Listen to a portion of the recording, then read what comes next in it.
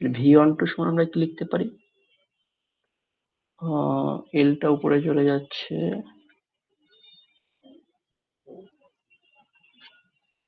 Sigma থাকতেছে, S থাকতেছে, এইভাবে একটা আমরা টার্ম আসতেছে এল বাই সিগমা এস। এখন এই যে তাহলে এটা যে আমরা এখন ওহমস লর সাথে আমরা মিলাই, দেখেন তো তাহলে আমাদের আর সমান সমান আমরা কত পাচ্ছি এখান থেকে, V12 এটা আই, তাহলে এটা অবশ্যই আমাদের আর হবে। তাহলে আমরা এখান থেকে কি লিখতে পারি যে R equal L by sigma S, L by sigma S. So এটাই হলো আমাদের রেজিস্ট্যান্স বা রেজিস্ট্যান্সের সূত্র। ওকে, আমরা অনেক সময় এই সিগমার যে উল্টাটা সেটাই আমরা দেখি যে রো এল বাই এ। ওকে, রোর উল্টা হলো সিগমা, সো আমরা সেটাই জাস্ট নিচে আসছে, এই জন্য ওটা এল বাই সিগমা এস। ওকে, এটা হলো resistance of A straight homogeneous material of uniform cross সেকশনের জন্য। ওকে, যদি আমাদের কন্ডাক্টরটা যদি আমাদের স্ট্রেট হয়, হোমোজেনিয়াস মেটেরিয়াল মানে কি একই মেটেরিয়ালের তৈরি হয়, এবং যদি এটার ক্রস সেকশন যদি সব জায়গায় সেম থাকে, যে কোথাও চিকন কোথাও মোটা এরকমের না, এবং সব জায়গায় একই ক্রস সেকশনের হয়, তাহলে পরে আমরা ওটার রেজিস্ট্যান্সটাকে আমরা R equal to L by sigma S দ্বারা আমরা রিপ্রেজেন্ট করতে পারি।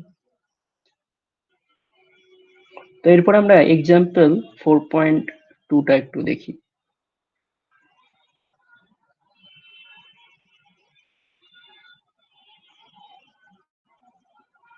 আমরা স্ক্রিনশট নিয়ে আসি, আমরা জাস্ট বুঝাই দিই।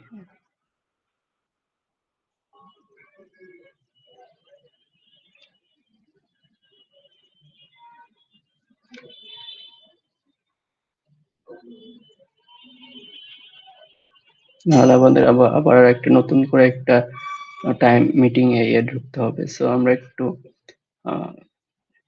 সরাসরি বই থেকে একটু দেখি।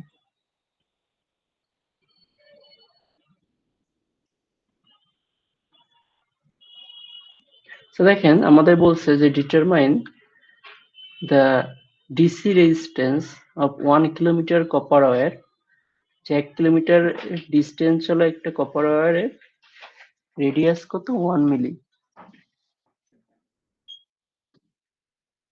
ওকে, 1 মিলির একটা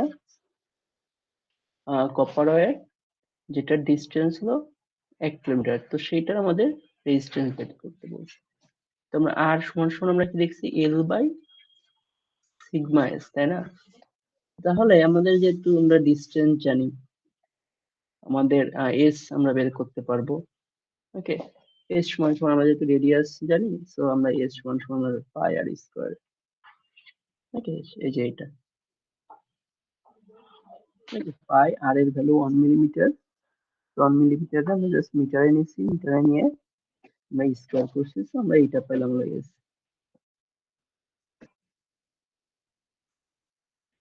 এবং এল এর যে ভ্যালু সেটাকে আমরা এই যে এটাও মিটারে নিয়ে নিছি।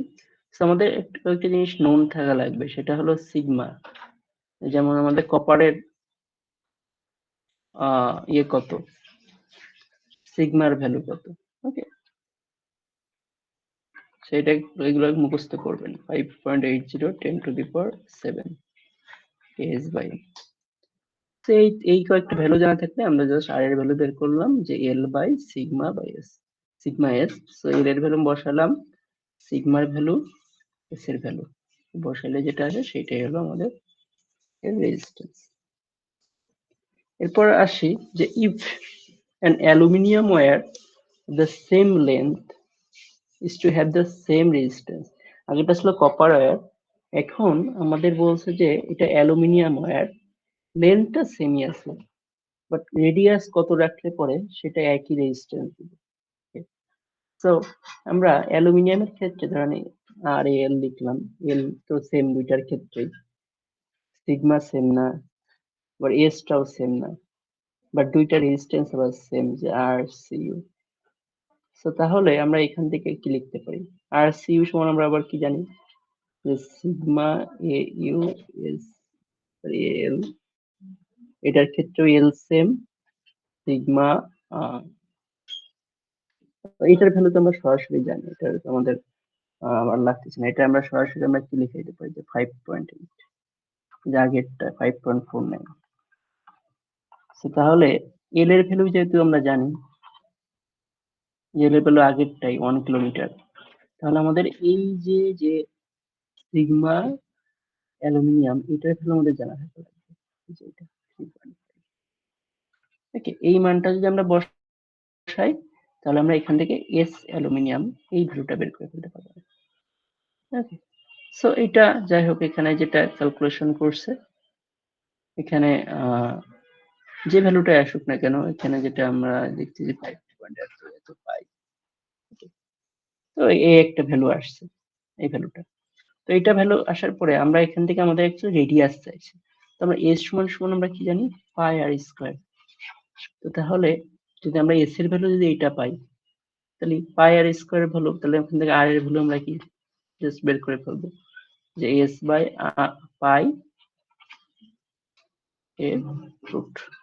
ওকে, root over S by pi করলে পরে আমরা কিন্তু আর এর ভ্যালু কিন্তু আমরা পেয়ে যাব।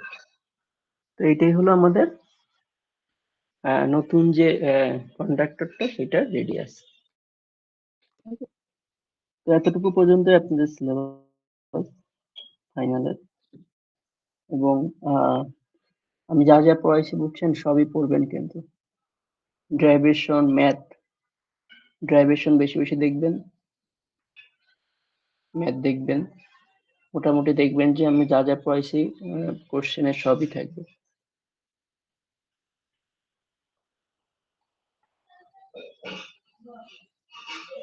ওকে, সো আপনাদের অ্যাটেন্ডেন্স আমি দিয়ে দিব আজকে সবারই, তো আপনারা লিভ নিতে পারেন তাহলে।